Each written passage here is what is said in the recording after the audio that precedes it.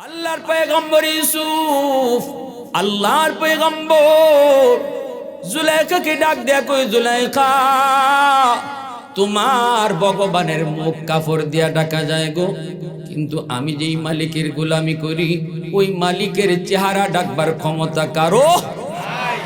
ওই মালিকের চেহারা ডাকবার ক্ষমতা কারো নাই। দৌড় দিয়ে দিলেন অপরাধ থেকে বাঁচার জন্য। অন্তরের ভিতরে আল্লাহর ভয় ঢুকছে। এইবার বাঁচবেন কি কইরা? দরজা তো তালা দেওয়া, দরজা তো তালা দেওয়া। মনে মনে কোন সাধ্য যদ্দুর আছে এদ্দুর আমি করব। দৌড় দিয়ে দরজা পর্যন্ত তিনি আসলেন।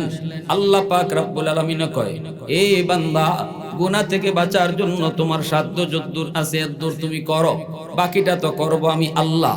ওয়াল্লাযীনা জাহাদু ফীনা লানাহদিয়ান্নাহুম সুবুলানা ওয়া ইন্নাল্লাহা লামাআল মুহসিনিন।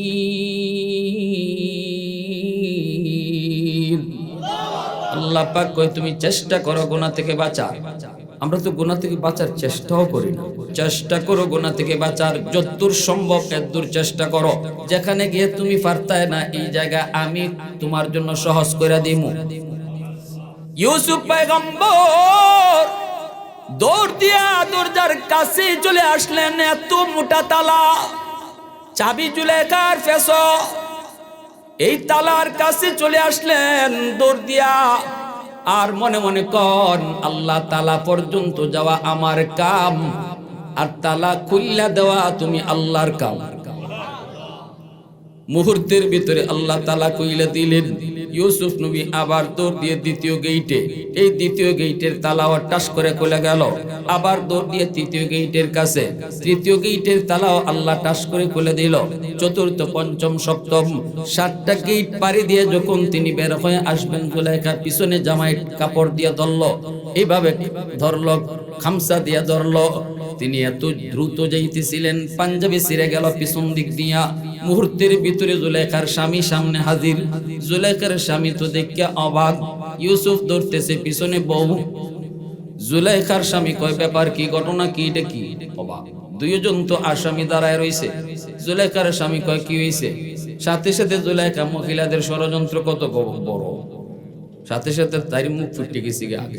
কয়, দেখছো তুমি যে কইসলা আদর কইরা গরু আনছো, ফালতায় আলছো তো, আদরও করছো, এখন তোমার আমানতই আবদালাইছি।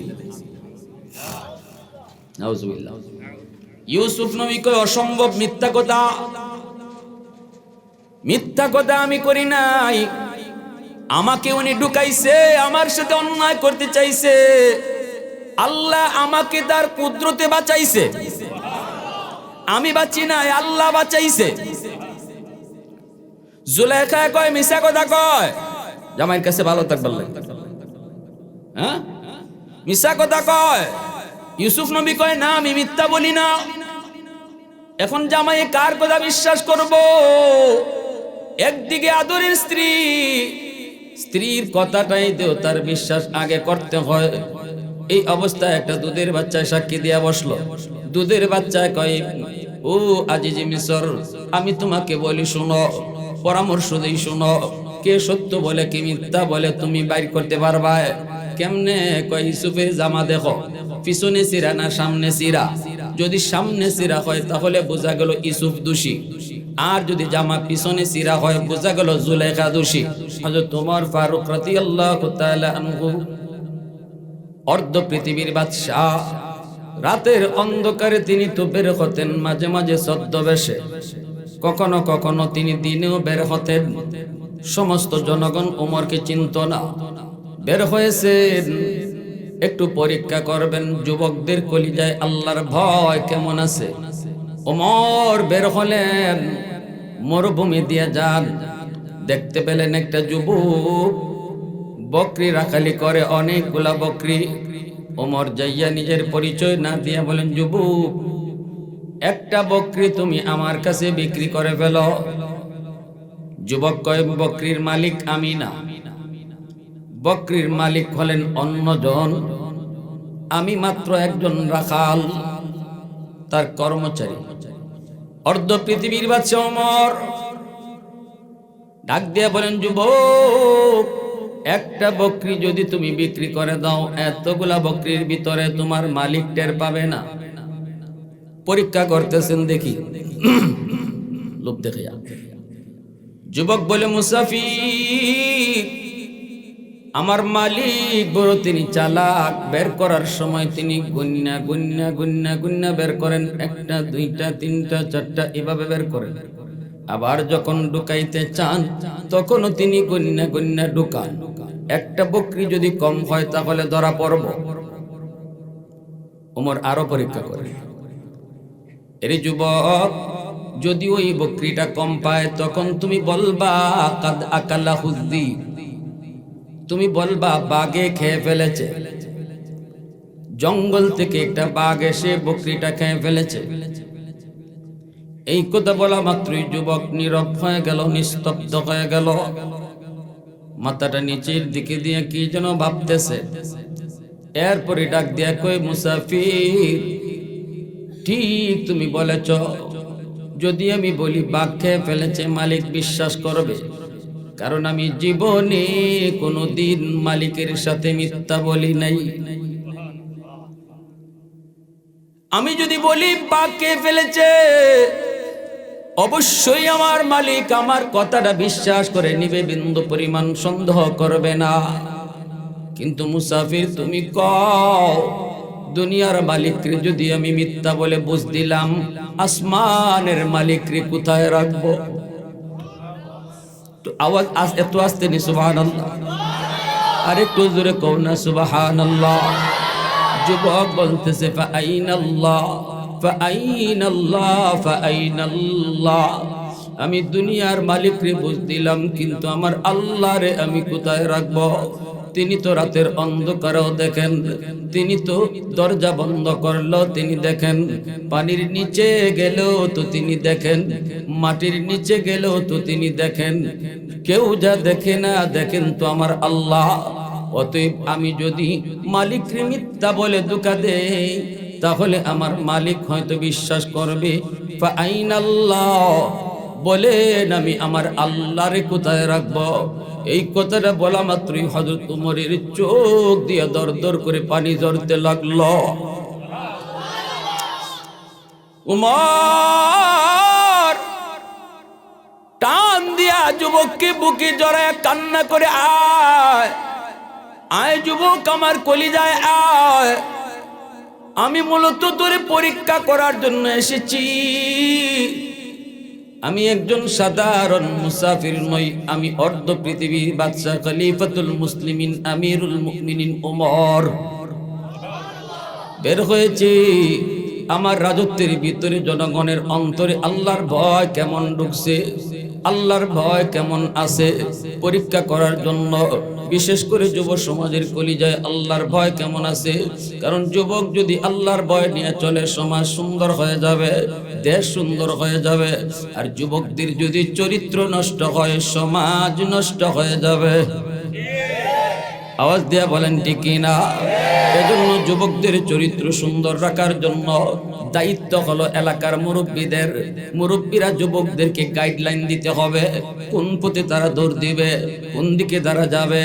যুবকদেরকে গাইডলাইন দিবে তার পিছন থেকে এলাকার মুরব্বীরা, এলাকার নেতারা, এলাকার লিডাররা। তারা বলবে, যুবক তুমি তো দৌড় দিবাই, তোমার যৌবনের চাহিদা হলো দৌড় দেওয়া, তোমার যৌবনের চাহিদা হলো দৌড় দেওয়া, পাগলা গোরা তোমার দৌড় দিবেই, কিন্তু কোন দিকে তুমি দৌড় দিবা, চলো তোমার পথ দেখায়া দেই। মুরব্বীরা বলবে, না বাবা, গান বাজনার দিকে না, ওয়াজ মাহফিলের দিকে দৌড় দাও, যাবা তো যাবা মসজিদের দিকে যাও, সম্পর্ক রাখবা তো রাখবা উলামায়ে কেরামের সাথে রাখো, বন্ধু যদি বানাও ইমামকে বন্ধু বানাও। বাবা এই পরামর্শ সন্তানকে দিবে, চাচা এই পরামর্শ ভাতিজাকে দিবে, নেতা এই পরামর্শ তার কর্মীকে দিবে। এইভাবে যদি আমরা যুব সমাজকে এরকম ভালো পথ দেখাইয়া গাইডলাইন দিতে পারি, তাহলে যুবকরা ভালো পথে আগাবে। আর যদি আমরা যুবকদেরকে এই গাইডলাইন না দেই, উৎসাহ যদি ভালো কাজে না দেই, তাহলে যুবকরা খারাপ পথে যাবে। দৌড় তো সে দিবেই দিবে, এটা যৌবনের চাহিদা, দৌড় দেওয়া। যৌবনের চাহিদা হলো ঘরে বসে থাকা নয়, যৌবনের চাহিদা হলো কোনো কাম করা। যদি সে ওয়াজ মাহফিলে আপনাদের সমর্থন না পায়, আপনাদের সহযোগিতা না পায়, পরের বৎসরই মমতাজ আইনা গান গাওয়াবে। কিয়ামতের ময়দানে আল্লাহ, হাসুরের ময়দানে আল্লাহ যখন তারে আটকাবে, এ যুবক, গান গাওয়ানোর অপরাধে তুমি আজ জাহান্নামী। ওই সমাজের যুবকরা তখন আল্লাহর কাছে আবদার করবে, আল্লাহ, গান গাওয়ানোর অপরাধে আমি যদি জাহান্নামী হই, আমাকে জাহান্নামে দেওয়ার আগে আমার এলাকার মুরব্বীরারে ডাকো, এলাকার নেতাদেরকে ডাকো, এলাকার লিডারদেরকে ডাকো, ডাকো ডাকো ডাকো, দেখো তাদেরকে জিজ্ঞেস করো তারা ভালো কাজে উৎসাহ আমাদেরকে দিছে কিনা। না না, তাদেরকে ভালো কাজে উৎসাহ দিতে পাই নাই, যার কারণে বাধ্য হয়ে খারাপ পথে গেছি। আল্লাহ, তারা যদি আমাকে ভালো পথ দেখায় রাখতো, তাহলে আমি খারাপ পথে যাইতাম না। রব্বানা আতিহিম দিফাইনি মিনাল আযাব ওয়ালআনহুম লানান কাবীরা। আমাকে যদি আজকে জাহান্নামে তুমি শাস্তি দাও, আমার এলাকার লিডারদেরকে ডাবল শাস্তি দিতে হবে। জোরে কোন নাউজুবিল্লাহ, আর একটু জোরে কোন নাউজুবিল্লাহ। ভাইরে, হযরত উমর ওই যুবককে কলিজার মধ্যে আঁকড়ায় ধরে তিনি কান্দেন আর কই, মালিক, এখন কিছু সাহস হয়, এখন কিছু আমার মনে বল হয়, দেশ চালানো যাবে, দেশ পরিচালনা করা যাবে। কারণ আমার দেশের একজন যুবক রাখালের অন্তরেও আল্লাহর ভয় আছে। আর আমাদের দেশের যুবক ম্যানেজার হইলেও লক্ষ টাকা চুরি করে, আসেনি না নাই? কারণটা কি জানেননি? কারণ হলো রাষ্ট্রীয়ভাবে চরিত্র সংশোধন করার, আল্লাহ ভীতি অন্তরে জাগ্রত করানোর কোনো কি নেই, পদক্ষেপ নেই। অর্থমন্ত্রী আছে, ধর্মমন্ত্রী আছে, স্বাস্থ্যমন্ত্রী আছে, মোটা হইতাই কেমনি ইতাহি কাইবার লাগে, মন্ত্রী আছে, কিন্তু চরিত্র কেমন করে ভালো করতে হয়, আল্লাহর ভয় কেমন করে ঢুকাইতে হয়, এই ডিপার্টমেন্টে কোনো মন্ত্রিত্ব নাই, কোনো খেদমত নাই। যতটুকু খেদমত করতেছে উলামায়ে কেরাম। উলামায়ে কেরাম তো সরকারের দায়িত্ব পালন করতেছে, এটা তো সরকারের করার কথা।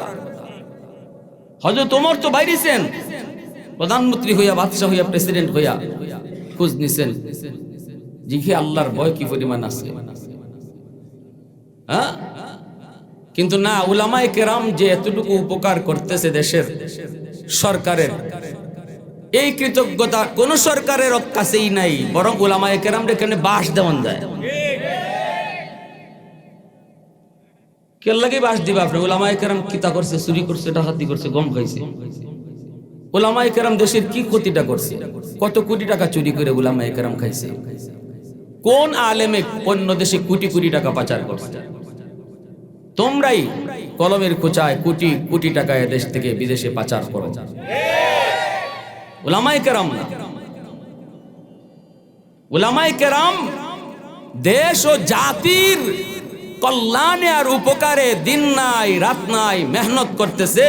যেটা করার কথা ছিল সরকারের, উলামায়ে কেরাম সেই দায়িত্ব আদায় করতেছে, অথচ আলেমদের বদনামের শেষ নাই।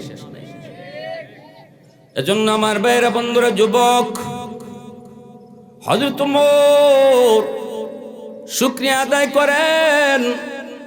ওই যুবককে নিজের কলিজার ভিতরে তিনি টান দিয়া, যুবককে লইয়া তিনি চোখের পানি ধরা কান্দেন আর বলেন, যুবক, আমি হলাম খলিফাতুল মুসলিমিন, আমিরুল মুমিনিন ওমর।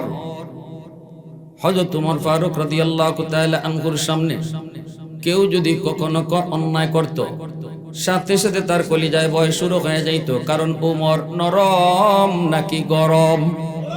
একটু আওয়াজ দিয়া, নরম না গরম? হযরত ওমর তিনি একবার এক রাস্তা দিয়ে আসতেছেন, ওই দিক থেকে একজন মদখোর, মদের ব্যবসায়ী, কলস ভরা মদ নিয়ে যায়।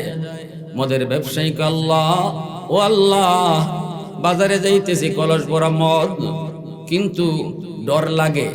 কের ডর? তোমার উমরের সামনে নি আমি ফইরা যাই, এই ডর লাগে। আল্লাহ, তুমি যার সামনে ফালাও না কেন, বাঘের সামনে ফালাই দিও, তবু উমরের সামনে ফালাইও। কারণ ওমরের হাতের তলোয়ার সব সময় খোলা থাকে, খাফের ভিতরে ঢুকাইব, প্যাকেটে ঢুকাইব, আবার বাইর করব, ওমরের এত টাইমই নেই।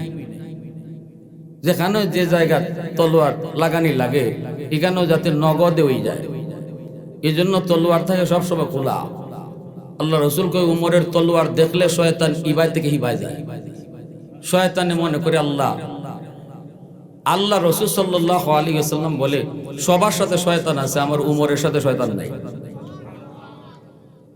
দেখছেন কি জাত কথা? সাহাবীরা বলে ইয়া রাসূলুল্লাহ আপনার সাথেও কি শয়তান আছে? রাসূল কয় আমার সাথেও আছে, তবে আমার শয়তান কালেমা পড়ে মুসলমান হয়ে গেছে, এ আমারে চালায় না, আমার কথাই চলে। আর উমরের সাথে থাকেই না, ডরে যে আল্লাহ ই যে বেটা পুরা বডিটা আগুন, কোন সময় আমি ইবলিস ধরা পড়মু আর নগদে শেষ। এজন্য রসুল কয় উমর যদি ইবায় আয় শয়তান হিবায় যায়। বুঝছেন নি কথা? এক মহিলা ডুল বাজাইতেছে, আল্লাহ রসুলকে খারাইছেন, নবীরে দেখেও ডুল বাজানি বন্ধ করে না। আল্লাহ রসুল তো নাও করেন না, মহিলা ডুল বাজায়, তবলা বাজায়, রসুলকে খারাই দিয়েছেন, বেটি ডেম কি আর। এরপরে হযরত উমর আইতাছে, যেই মাত্র দেখছে উমর আইতাছে সাথে সাথে ডুল তবলা সব লুকাই লিছে। হযরত উমর আসা মাত্রই নবীজি মুস্কি হাসেন। ওমর বলতেছেন ইয়া রাসূলুল্লাহ আপনি মুস্কি হাসেন কেন? নবীজি বলেন এই বেটির খাসলত দেখে আমি নবী দাঁড়াই রইছি, আমারে ডরায় না, কিন্তু তুমি উমর আইতাছো এটা দেখে খবর হয়ে গেছে, ডুল তবলা কোন ভাই হারাইছে খবরই নেই। আল্লাহ রসুলের এই কথা শুই না উমর একটু রাগ করলেন, মহিলাকে যায় কিছু বলবেন, বলার তো কত যে আমি উমর তো রসুলের সামনে কটাই আর মজাই, তুই আমার রসুলকে ডরাইলি না, আমারে ডরাইয়া দুল তবলা। মনে একটু রাগ করে কইবা রসুল কম কারো কোনটা কইও না, পেটির দোষ না, ওই কাম হইছে বেটির দোষ না। আল্লাহ রসুল কই মহিলার দোষ না মানে? ওমর বলে নবী গো মহিলার দোষ না মানে কি, কার দোষ? এতক্ষণ পর্যন্ত বেটির লগে ইবলিস আসিল, তুমি উমর রে দেখে ইবলিস বাকছে। সুবহানাল্লাহ জোরে কর। फारूक तेरा नाम से इस्लाम रहेगा, फारूक तेरा नाम से इस्लाम रहेगा, दुनिया की अदालत में तेरा नाम रहेगा, दुनिया की अदालत में तेरा नाम रहेगा, सिद्दीक तेरा नाम से इस्लाम रहेगा, दुनिया की सदाकत में तेरा नाम रहेगा, दुनिया की सदाकत में तेरा नाम रहेगा। এজন্য হযরত উমর তিনি এই রাস্তা দিয়ে এই রাস্তা দিয়ে ওই দিক দিয়ে একটা লোক মদ কলস ভরা মদ নিয়ে বাজারে যায়, মনে মনে আল্লাহরে কয় আল্লাহ উমরের সামনে ফালাইও না রে বা, ও আল্লাহ তোমার কাছে কই উমরের সামনে ফালাইও না, কিন্তু যেখানে বাগের বয় এখানেই রাইতয়। কথা ঠিক নেই? যারে যত ডরাই ভাই হেই দেখবে তোমার সামনে আসবে, এটা আটকা দিয়ে ওই দিক থেকে উমর আইতেছে, কলিজার মাজার ফানি নাই। এখন তো এই লোকে ভয়, কলিজার ভিতরে ভয়, ও আল্লাহ এতক্ষণ তোমার কইলাম কি তার তুমি কল্লাই কি জম দিয়ে আমার সামনে উমর আইতাছে না বেটায় কয় আল্লাহ আমারে কোন রকম তুমি উমরের হাত থেকে বাঁচাই পাইনি, একটু বাঁচাও, জীবনে আর কোনোদিন মদের ব্যবসা করতাম না, আল্লাহ তুমি আমার একটু বাঁচাও, একটু বাঁচাও। এই বইলা কলসটা লইয়া রাস্তার কিনারা দিয়া কোন রকম উমরে যাতে না দেখে যাওয়ার চেষ্টা করে। অনেক সময় দেখবেন রাস্তা ক্রস করা হয়, একজনে আরেকজনের খেয়াল করে না। তে হযরত ওমর তিনিও এই দিক দিয়ে আসতেছেন, আর লোকটাও যায়, ভাবতেছে হয়তো ওমর আমারে না দেখে, কোন রকম উমরে পাস করি, কিন্তু তাও হলো না। সামনাসামনি হইতে ওমরে কয় ও মিয়া দাঁড়াও, যদ্দুর ভানি আসিল কলিজা তদ্দুর আসেনি। আর ওমর কাছে আইসো, এখন খলস কিতা ওহন কিতা হইতো কলসের মাঝে গীতা যদি কয় মত, তাহলে ওমরের হাতের তলোয়ার তো খোলা, নগদে কল্লা। কি কইব লোকটা ভয়ে অস্থির, এমন ভয় পাইছে, কয় এমন ভয়, মিশা কথা কয় কলসের ভিতরে দুধ, আসলে দুধ না মদ। মনে মনে ভাবতেছিল হয়তো দুধ বলার পর ওমর বলবে ঠিক আছে যাও, কিন্তু না, এটা হইছে না। ওমর কয় কলসের ঢাকনা হরাও, দেখুন লাগবো মদ না অন্য কিছু। এখন তো বেটায় মনে করছে হ্যাঁ কবরে গেছি, কলসের ঢাকনা সরাইব, হাতে কাঁপে, বডি কাঁপে, টুট কাঁপে, মাথায় কাঁপে, ফাও কাঁপতেছে, হাতটা দিব কেমনে দিব, আর আল্লাহরে ডাইকা কয় আল্লাহ ও মালিক, জীবনের জন্য তওবা করলাম গো আল্লাহ, আর জীবনে আমি গুনাহ করবো না, মদ খাইমো না, মদের ব্যবসা করবো না। আল্লাহ আমি তওবা করলাম। বলুন তো তওবা করার সময় গুনার কথা কাউরে শুনাইতে হয়? গুনার কথা কাউরে শুনাইতে হয় না। তওবা করার সময় ইমাম সাহেবের হাত ধইরা গুনার কথা বইলা তওবা করতে হয় না। চেয়ারম্যানের কাছে যাইও তওবা করা লাগে না, এমপির কাছে যাইও তওবা করতে হয় না, পীর সাহেবের কাছে গিয়েও তওবা করতে হয় না। তওবা নিজে নিজেই করা যায়। দিলের ভিতরে আল্লাহকে কইলে আল্লাহ দিলের কথা শুনে কি শুনে না?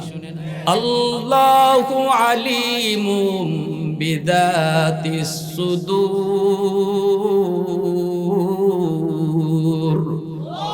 অন্তরের খবর জানেন শুধুমাত্র কে? আওয়াজ আসতে কেন, জোরে কোন? দয়াল বাবা, দয়াল বাবা, কিবলা বাবা, খাজা বাবা, জটাশা, ল্যাংটাশা, বদনাশা, কোন বাবাই মনের খবর জানে না। মনের খবর জানেন শুধুমাত্র কে? এই ইয়াকিন আছে তো, এই আকীদা আছে তো? যদি এর মধ্যে বিন্দু পরিমাণ আপনার কোনো সংশয় থাকে, আপনি যদি মনে করেন আল্লাহ যেমন জানে মনের খবর আমার পীর সাহেবও জানে, তাহলে নামাজ পড়ে আর কোনো লাভ নাই। কপালের ভিতরে নামাজের বছরে বছরে হজ উমরা কইরও লাভ নাই। ভালো করে মনে রাখো, এটা বহুত বড় শিরিক। ইন্নাশ শিরকা লাযুলমুন আযীম, শিরিক কঠিন থেকে কঠিন কবিরা গুনাহ। এই গুনাহ আল্লাহ পাক কখনো মাফ করেন না। আল্লাহ বলেন আমি সব গুনাহ চাইলে মাফ করে দিব, কিন্তু শিরিকের মতো গুনাহ আল্লাহ মাফ করবেন না। এজন্য যুবক, ও আল্লাহর বান্দারা, মসজিদে নামাজ পড়তে আইবা, নামাজের পরে ইমাম সাহেবের সাথে সময় দাও। হুজুর একটু শিরিক কোন কোন গুনারে কয় একটু বুঝায় দেন, হুজুরের কাছ থেকে শিরিকের গুনাহটা চিনে নাও, এটা করো। মাঝে মাঝে ইমাম সাহেবের সাথে চলো, বসো। আমরা তো উলামায়ে কেরামের সাথে সময় দিতে চাই না। বসি বন্ধুর সাথে, বসলাম চায়ের দোকানে, যেখানে গীবতের আড্ডা। কিন্তু ইমাম সাহেবের সাথে, আলেমের সাথে চললে পরে কথায় কথায় কোনো না কথায় আমার ধর্মীয় জ্ঞান অর্জন হয়, ঠিক কি না? এজন্যই নবী বলেছেন আলাইকুম বিমুজালাসাতিল উলামা ওয়া ইস্তিমাই কালামিল হুকামা ফাইন্নাল্লাহা তাআলা ইউহয়িল কলবাল মাইয়িতা বিনূরিল হিকমা কামা ইউহয়িল আরদাল মাইতাতা বিওয়াবিলিল মাতার। নবীজি বলেন, উম্মতের দল, যদি তোমার দৌলতে ঈমান, ওই ঈমান যদি তুমি বাঁচাইতে চাও, ঈমানটারে রশি দিয়া বাঁধো। কার সাথে বাঁধো? কয় আলেমদের সাথে বাঁধো। ঝড় তুফান আসলে পরেও যেন তোমার ঈমান ডাকাতি না হয়, ঠিক কি না? তাদের সাথে উঠা বসা করো। মুজালাসাত মানে কি? উঠা বসা করা, খালি হ্যান্ডশিপ করে চলে যাওয়া আর সালাম দিয়া না। উঠা বসা, চলাফেরা, কথাবার্তা রাখা, সংসারের বিষয়ে পরামর্শ নেওয়া, পরামর্শ করা, আলেমদের সাথে করা। এটা আল্লাহর নবী বলেছেন, পরামর্শ করলেই দিনের ব্যাপারে তোমার বুঝ হবে। এজন্য শিরকের মতো কবিরা গুনাহ কোন কোন গুনাহ আলেমদের সাথে মিশলে পরে এটা জানা যাবে, বোঝা যাবে। নিজে নিজে বুঝবেন না, নিজে নিজে বুঝতে গেলে পরে আটরশির দরবারে চইলা যাইবেন, খবরও থাকবে না। 10টা 20টা গরু লইয়া হাজির হয়ে যাইবেন, ঠিক না? আমগো বাবার দরবারে অত গরু আয়, অন্য বাবার দরবারে অত মানুষ নাই যায়। গরিব আপনি, গরুর দরবারেই তো গরু যায়, ঠিক কি না? জোরে মানুষের কাছে মানুষ যায় কি ভাই, কষ্ট হইতেছে আপনাদের? কিন্তু না, আমরা তো তা করি না। আমরা মসজিদের ভিতরে ঢুকে যে একটু হুজুরের সাথে সময় দিব না, মসজিদও যাইমু, জমাত শুরু হইবার 2 মিনিট আগে গিয়া ওই যে গরির ভাই চাই থাকবো, বইতামো না, গরির ভাই চাই থাকবো, খালি 1:30 বাজে গেছি গিয়া জ্বরের টাইম। বেশি দেখো ইমাম সাহেব কই, ইমাম সাহেব কই, ওরে বাবা 2 মিনিট আধা মিনিট যদি লেট হইতে বেটার মাথা গরম। কোন তো মসজিদের ভিতরে 2 মিনিট আপনি যদি অপেক্ষা করেন কোন হইব? মসজিদের ভিতরে যায় যদি আপনি 2টা মিনিট অপেক্ষা করেন, তাহলে এই 2 মিনিট নামাজের ভিতরে আল্লাহ শামিল করে দেয়। নামাজ পড়লে পরে যেই সওয়াব, এই পরিমাণ সওয়াব আল্লাহ তোমাকে দান করে। নবীজি বলেছেন, উম্মতের দল জান্নাতের বাগানে ঢুইকা তোমরা বইয়া থাকো না, ফল খাইও। সাহাবীরা বলেন, নবী গো কোনটা জান্নাতের বাগান, ফল আবার কোনটা?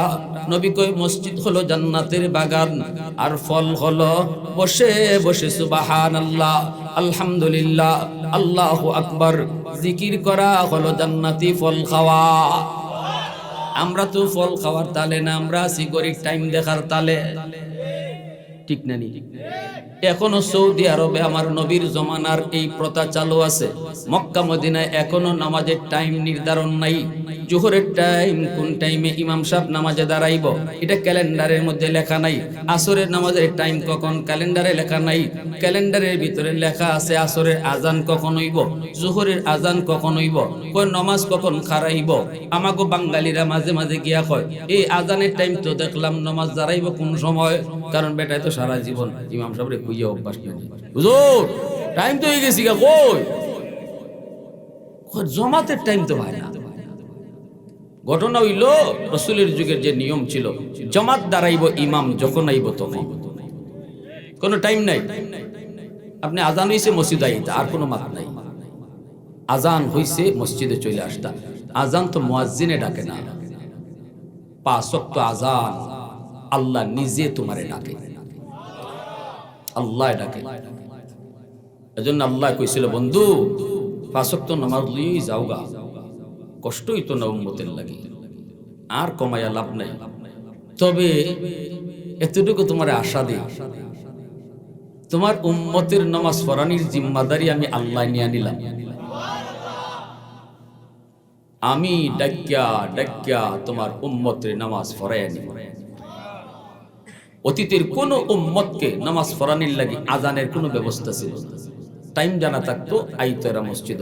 শুধু এই উম্মতের জন্য আজানের ব্যবস্থা আল্লাহ এই উম্মতকে আসান করছে। আর আল্লাহ কইছে, বন্ধু 5 ওয়াক্ত কমাইবার লাগিও আইছো না, লাগতো না, যাও উম্মতের নামাজ পড়ানির জিম্মাদারিও আমি আল্লাহ নিয়ে নিলাম। আর আইসোই যখন তে যাও 5 ওয়াক্ত যদি আদায় করে 50 ওয়াক্তের সওয়াব আমি দিয়া দিব। খালি হাতে আমার নবীর আল্লাহ ফিরাই দেয় কেমনে? কয়বার নিছে আল্লাহ নবীরে 5 ওয়াক্ত করে কমাইয়া 9 বার আনাইলো আর নিল। আল্লাহ একবারে পারে না 50 ওয়াক্ত থেকে 45 ওয়াক্ত কমাইয়া 5 ওয়াক্ত রাখতো, একবারে নবীরে দিল হয় না? 9 বার নেওয়াইলেন কেন? এর কারণ হলো বন্ধু বন্ধুরে যত দেখে ততই মায়া লাগে। এজন্য আল্লাহ কয়, মুসা আমার বন্ধু জায়গা তো ভাল লাগে না, বুঝাই আবার ফাটাইয়া দেব, আর একটু মাতি। সুবহানাল্লাহ। আল্লাহ নবী আয়তে আবার যায়, আল্লাহ আবার কয়, মুসা দোস্ত জায়গা তো, আমার দোস্তরে যত দেখি যত কথা কই অতই মজা লাগে, আবার বুঝাই ফাটাইয়া। এইভাবে 9 বার আল্লাহ নেওয়াইলেন, নবীর সাথে কথা কইলেন। গেলেই আল্লাহ কয়, বন্ধু কেন আইছো? কেন আইসো কইছি, আর নবী কইছে এটার লাগে আইছি। আল্লাহর ভালো লাগছে, আল্লাহর মজা লাগছে, আল্লাহর প্রিয় লাগছে, এজন্য আল্লাহর এত আকর্ষণ। কয়, যাও বন্ধু যাও, 5 ওয়াক্ত লইয়া যাও, অসুবিধা নাই, আমি আল্লাহ তারে ডেকে ডেকে নামাজ পড়াই দিব। তাহলে যুবক বলো, মসজিদ থেকে মুয়াজ্জিন ডাকে না আল্লাহ ডাকে? আল্লাহ তোমারে ডাকতেছে, আল্লাহু আকবার, আল্লাহু আকবার। আল্লাহ মহান, আল্লাহ মহান, আল্লাহ বড়, আল্লাহ বড়। আল্লাহ তোমারে কইতেছে, বান্দা তুই যে দোকানদারি করো এটা বড় না, আমি আল্লাহ বড়, আমি আল্লাহ বড়। এখন দোকানদারি বাদ দে, মসজিদে আয়। এ বান্দা তুই বন্ধুর সাথে গল্প করো, বন্ধু তোর বড় নয়, আমি আল্লাহ বড়। বন্ধুকে লইয়া তুই মসজিদে চইলা আসো। এ বান্দা শুন শুন, চেয়ারে বসে বসে তুমি চাকরি করো, চেয়ার তোমার বড় নয় রে। বড় হলাম আমি আল্লাহ, চেয়ার থেকে ওইটা মসজিদে চলে আসো। এইভাবে আল্লাহ আমাকে আপনাকে ডাকে, আমাকে আপনাকে আল্লাহ পাক ডাইকা ডাইকা নামাজ পড়ায় নেয়। এজন্য মনে রাখবা, মসজিদের ভিতরে ঢুকবো, ঢুইকে না গড়ির দিকে চাইমো না। যেখানে জায়গা পাইমু, আগের কাতারে জায়গা থাকলে আগের কাতারে, পিছের কাতারে বইয়া সামনের কাতার বন্ধ করেন না। এটা আবার ঠিক না, কারণ সামনের কাতারে যে যত বইব তার সওয়াব তত কম। সিলেটের মানুষ শূন্যস্থান ফুরন্ত ভালোই পারেন। হনুকা সিলেটের মানুষের ব্যাপারে সুসংবাদ। কুতবুল আলম সৈয়দ হুসাইন আহমদ মাদানী, কুতবুল আলম সৈয়দ হুসাইন আহমদ মাদানী রহমতুল্লাহ আলাইহি বলছেন, সিলেটের মানুষের সাথে মদিনার মানুষের মিল পাওয়া যায়। আল্লাহু আকবার, কি সার্টিফিকেট দিয়া গেছেন আল্লাহর ওলি কুতুব, আলমের কুতুব। সিলেটের মাটির সাথে মদিনার মাটির মিল পাওয়া যায়, সিলেটের মানুষের সাথে মদিনার মানুষের মিল পাওয়া যায়। কে বলছেন? জগতের কুতুব যিনি। এজন্যই রমজান কাটাইতেন সিলেটে আইসা, ঈদ করতেন সিলেটের মানুষের সাথে। ঈদটা তো স্বাভাবিকভাবেই সবচেয়ে আপনজন প্রিয়জন যারা তাদের সাথে করে।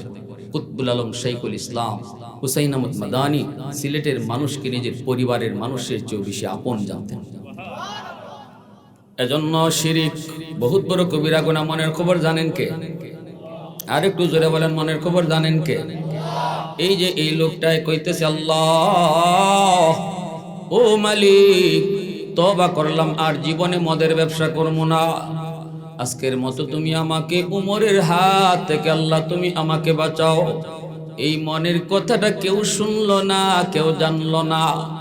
শুনলেন কে? শুনলেন কে? আল্লাহ তো শুনছেন। আল্লাহ পাক শুনে তার এই মনের মনে মনে তওবাও আল্লাহ কবুল করে নিছেন। এর যুবক, এই মজলিসে তুমি বৈশা যদি কও আল্লাহ ভুল করেছি, জীবনে বহুবার তুমি মসজিদ থেকে আমারে ডাকছো, আমি এতদিন বুঝি নাই, ভাবছি মুয়াজ্জিনে ডাকে, আজকে হুজুরের মুখ থেকে শুনলাম আল্লাহ তুমি ডাকো, নিয়ত করলাম আর জীবনে নামাজ ছাড়বো না। আজান হলে পরে আর ঘুমায় থাকবো না, আজান হলে আর নিজের কাজে মগ্ন থাকবো না। আল্লাহ পিছনের গুনাহ তুমি মাফ করো। এই কথাটা যুবক তুমি আমাকে শুনে বলতে হবে না, এই কথাটা তুমি ইমামকেও জানাইতে হবে না রে। ওই কোনায় বসে বসে তুমি যদি এই কথাটা আল্লাহকে জানায় দাও, আল্লাহ তোমার উপর খুশি হইয়া এই মুহূর্তে তোমার নাম সব গুনাহ মাফ কইরা ওলির খাতায় উঠায় দিবে। वहदत की हिफाजत नहीं बेक़ुव्वत बाजू, वहदत की हिफाजत नहीं बेक़ुव्वत बाजू, आती नहीं कुछ कामी हाक़ल खुदा दाद, आती नहीं कुछ कामी हाक़ल खुदा दाद। ऐ मर्द खुदा तुझको क़ुव्वत नहीं हासिल, जा बैठ किसी गार में अल्लाह का कर याद। ये सच है कि बातिल की तरफदार नहीं हम, गद्दार न समझो हमें गद्दार नहीं हम। फूलों की तरह नरम मिजाज अपना है नज़र, हम तीर नहीं नेज़ा व तलवार नहीं हम, हम तीर नहीं नेज़ा व तलवार नहीं हम। এজন্য বলি যুবক, একটু বলো তো, যৌবনে এলাকায় মানুষ তোমাদের এলাকায় মরে কি মরে না? বাবার আগে ছেলে মারা যায় কি যায় না? দাদার আগে নাতি মারা যায় কি যায় না? একটু যদি তুমি ডান দিকে তাকাও দেখবা বন্ধু কবরে শুয়ে রইছে, বাম দিকে তাকাইলে দেখবা খেলার সাথী কবরে চলে গেছে। হয়তো বিকাল বেলা একসাথে খেলাধুলা করছো, সব রাতের বেলা তার মৃত্যুর খবর মাইকে বাসলো। সেও তোমার মতো এমন আশা করেছিল বয়স হলে নামাজ পড়বে, বয়স হলে পরে গুনাহ ছাড়বে, বয়স হলে পরে আল্লাহকে খুশি করবে, কিন্তু তার জীবনে আর আল্লাহকে খুশি করা হয় নাই। বেনামাজি হয়ে সে কবরে চলে গেছে। এই কথাটা দিলের ভিতরে যদি অন্তরে একবার তোমার কলিজায় দাগ কাটে রে যুবক, হয়তো তোমার জন্য এই রাতটাই জীবনের শেষ রাত হতে পারে, এই ঘুমটাই জীবনের শেষ ঘুম হতে পারে। শোনো, এতটুকু চিন্তা করে যদি একবার আল্লাহকে কো, আল্লাহ ও মালিক, যা করেছি ভুল করেছি আর না গো মালিক, পিছনে আজরাইল তো আমার ঘুরতেছে, কোথায় কোন জায়গায় জানি আমাকে থাবা দেয়। আল্লাহ বেনামাজি হইয়া কবরে যেতে চাই না, কবরের আযাব আমি সইতে পারবো না। আল্লাহ তওবা করলাম, আমারে মাফ করো। এই কথাটা তুমি কাউরে শোনানো লাগবে না, তোমার পাশে যে মানুষটা বসা তারও শোনাইতে হবে না। দিলে দিলে এই কথাটা বলতে পারবো কি পারবো না? কারা কারা পারবো একটু হাতটা উঠে আল্লাহকে দেখাও। আল্লাহ তুমি কবুল করো, জোরে কোন আমিন, আরো জোরে বলেন আমিন। ওই মানুষটা মদখোর, মদের ব্যবসায়ী মানুষটা আল্লাহরে কেন্দে কেন্দে কইল, আল্লাহ আল্লাহ তুমি আমার বাঁচাও বাঁচাও বাঁচাও। ওমর যখন কইছেন ঠিক আছে ডাকনা সরাও, দেখি মদ নাকি দেখি দুধ নাকি অন্য কিছু। এখন তো তার হাত যায় কিন্তু হাতে কাঁপে, বডি তো কাঁপে, পুরা বডিটা কাঁপে। হাত দিয়া ডাকনা সরায়, গলাটা কিন্তু এইভাবেই, যেইভাবে এরকম বাঁকা হয়ে আছে, তলোয়ার চালাইতে উমরের বেশি কষ্ট হবে না, বয়স স্থির, এখনই তার জীবনের প্রাণবায়ু বের হয়ে যাবে। কিন্তু চোখের পানি জড়ায়া এমন তওবা আল্লাহর কাছে করেছে, আল্লাহ তো তার ডাক শুনে ফেলছেন। ডাক না সরাইতেই তাকায়া দেখে কলস ভরা মদ, আল্লাহ মুহূর্তের ভিতরেই দুধ বানায়া দিছে। এই ক্ষমতা আল্লাহ পাকের আছে না নাই? আরো জোরে কোন আছে না নাই? এজন্য বলি যুবক মনে রাখো, কেউ দেখে না দেখেন আমার আল্লাহ। হযরত ওমর যখন ওই যুবককে বললেন, যুবক বুকে আয়, বুকে আয়, বুকে আয়, কি সবক তুই আমাকে শিখিয়ে দিলি। দুনিয়ার মালিক রে আমি ধোঁকা দিয়া ফাঁকি দিলাম, কিন্তু আমার আল্লাহকে কেমনে আমি ফাঁকি দিব। হযরত ওমর বুকে নিয়ে আদর কইরা চুমা খায়া চোখের পানিটা মুইছে তিনি বাড়ির দিকে রওনা দিয়ে দিলেন। দরবারে চলে আসলেন, সাহাবীদেরকে নিয়ে বইসে চোখের পানি ধরা ঘটনা বইলা কানলেন। ভাইরে, হযরত ওমর মরণ পর্যন্ত সারা জীবন ওই যুবকের কথা তিনি ইয়াদ রাখছেন, যুবকের কথাটাও তিনি ইয়াদ রাখছেন। হাদিসের মধ্যে বলেন, হযরত ওমর যখনই সুবহানাল্লাহ, আলহামদুলিল্লাহ, আল্লাহু আকবার জিকির করতেন, তখনই তিনি ওই যুবকের কথাটা ফা আইনাল্লাহ, আমি আমার আল্লাহরে কোথায় রাখবো, এই কথাটা তিনি জিকিরের মতো জপতেন। এজন্য আমার ভাই, এ যুবক, উলামায়ে কেরাম দেশ থেকে দেশান্তর, নদী থেকে বন্দর, রাত নয় দিন নয় মেহনত করে শুধু এই কথাটা বোঝানোর জন্য, এই কথাটা বোঝানোর জন্য। তুমি যে অন্যায় করতেছো সবার চোখে ফাঁকি দিয়া, যত মানুষের চোখেই ফাঁকি দাও না কেন, যতজনই ফাঁকি দিতেছ, কিন্তু একজনকে তুমি সব সময় ফাঁকি দিতে পারবা না। একজন সব সময় তোমার এই অন্যায়টা দেখতেছে, তিনি কে? জুলাইখা ইউসুফ নবীরে কইছিল, ও ইউসুফ, 7টা গেট ভিতরে ঢুকাইয়া তোমারে আনলাম, আন্দর মহলে আনলাম, আমার মনের ইচ্ছা তুমি পূরণ করো। ইউসুফ নবী কয় না, দরজা বন্ধ থাকলেও, কেউ না দেখলেও দেখেন আমার আল্লাহ, কেউ না দেখলেও দেখেন কে? জুলাইখা কয়, এই যে আল্লাহর মুখ ঘুরে লাইছি। জুলাইখা তখন তো মূর্তি পূজারী ছিল, শোকেসের উপরে ছিল একটা মূর্তি, ছোট্ট একটা মূর্তি ভগবান। এই মূর্তির মুখটা কাপড় দিয়া জুলাইখা ঢেকে লাইছে। ঢেকে কয়, এই যে ইউসুফ দেখো, ভগবানের মুখ ঢেকে লাইছি। নাউজুবিল্লাহ।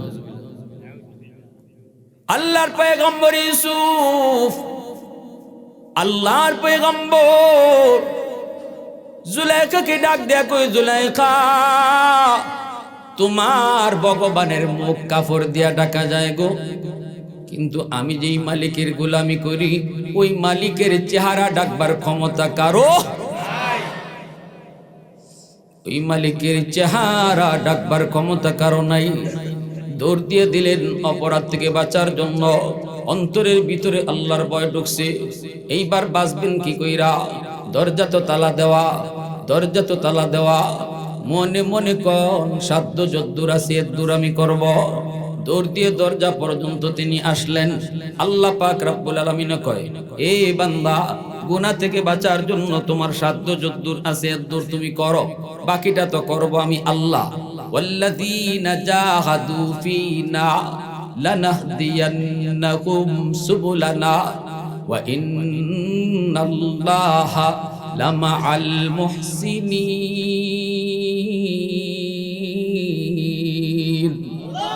আল্লাহ পাক কয় তুমি চেষ্টা করো গুনাহ থেকে বাঁচা, চেষ্টা তো করো, ঠিক না?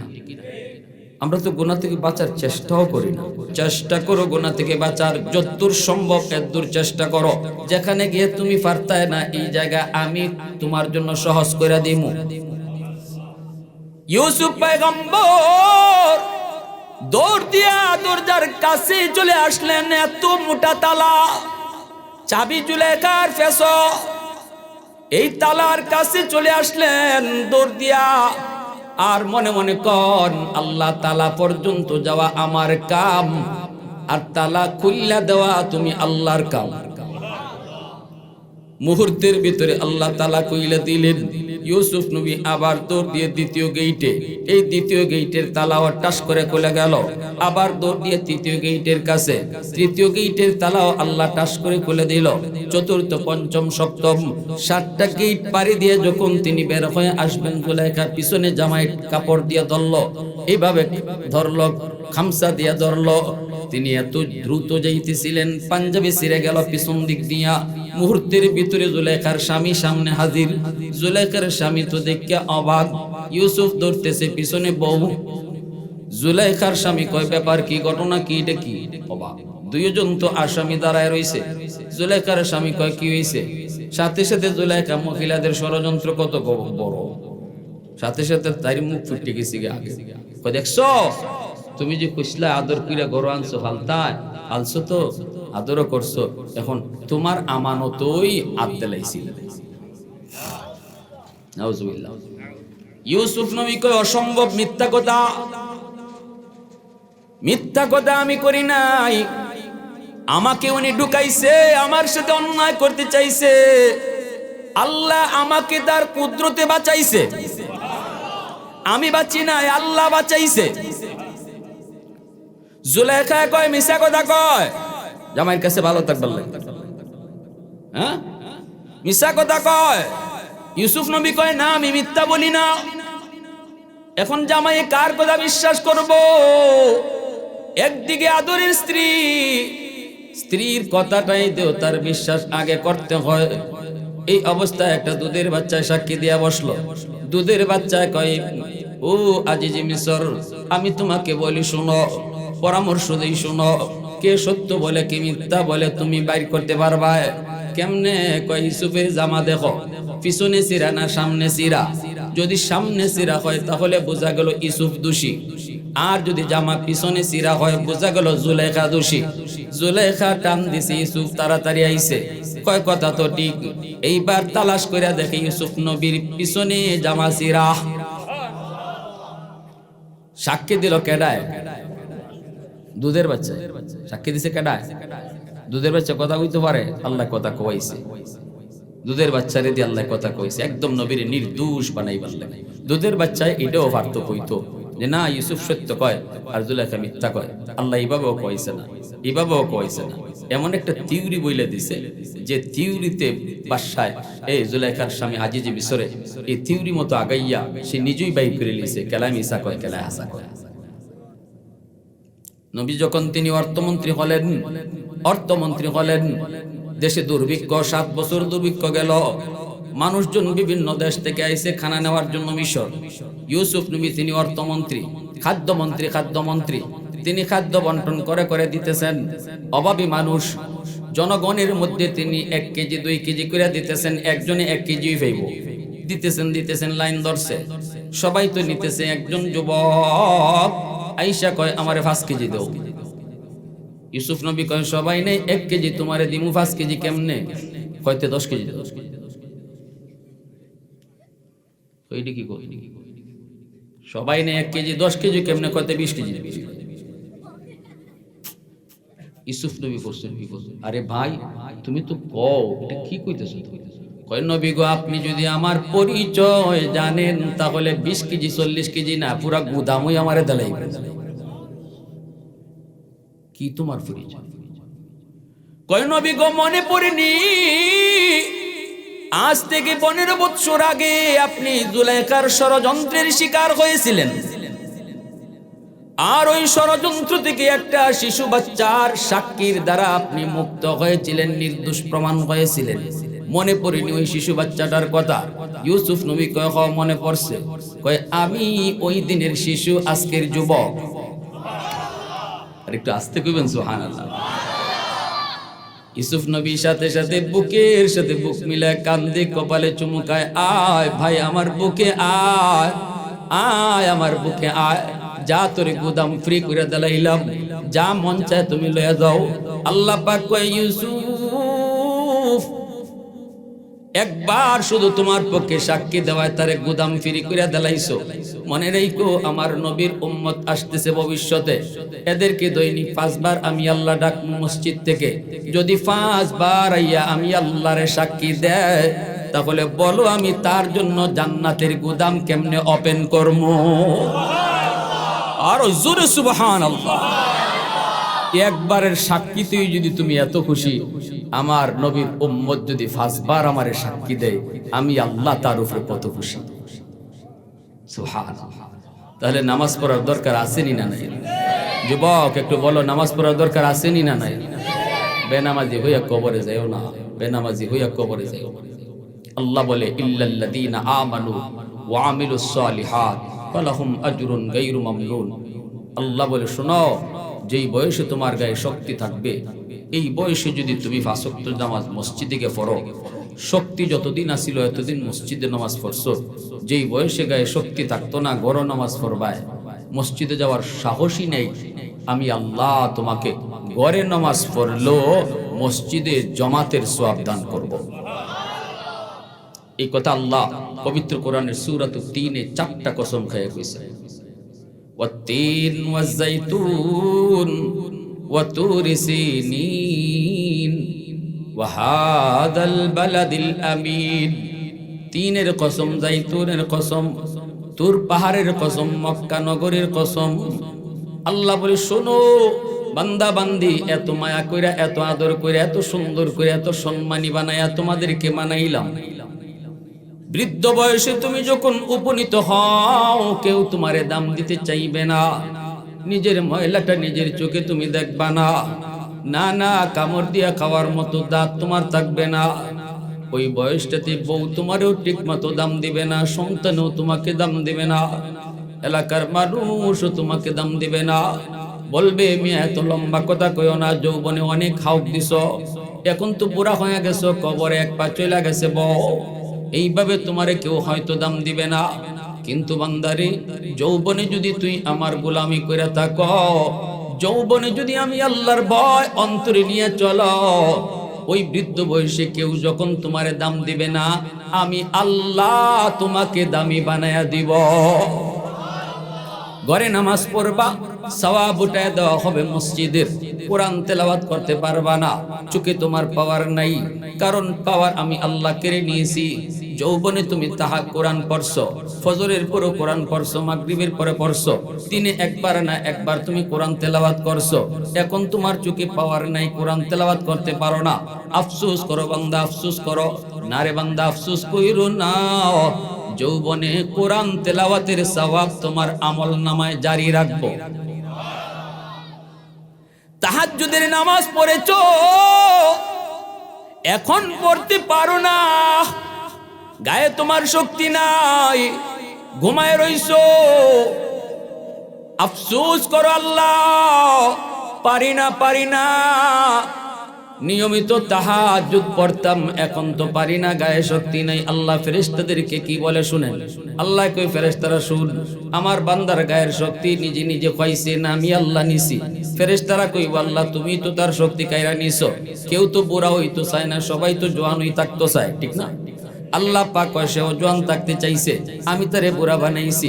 আগের মতোই যদি সে জওয়ান থাকতো, তাহলে আজও তাহাজ্জুদ পড়তো। যদিও আমার বান্দা ঘুমায় রইছে, তবুও তার আমল নামায় তাহাজ্জুদের সওয়াব উঠায় দাও। এটাকেই আল্লাহর পক্ষ থেকে ইবাদতের পেনশন কয়। দুনিয়ার বাদশায় দেয় পেনশন, দুনিয়ার সরকারে দেয় পেনশন, দুনিয়ার সরকারে দেয় পেনশন, দেয় না? 40 বছর সরকারি চাকরি করার পর সরকারি পেনশন দেয়নি না? কয় ঘরে বইতাও, এখন আর তোমার অফিসে আওয়ান লাগতো না, তোমার ডিউটিতে আমি খুশি, ঘরে বইয়া তোমার বেতন পাঠাইমু, এটারে কয় সরকারি পেনশন।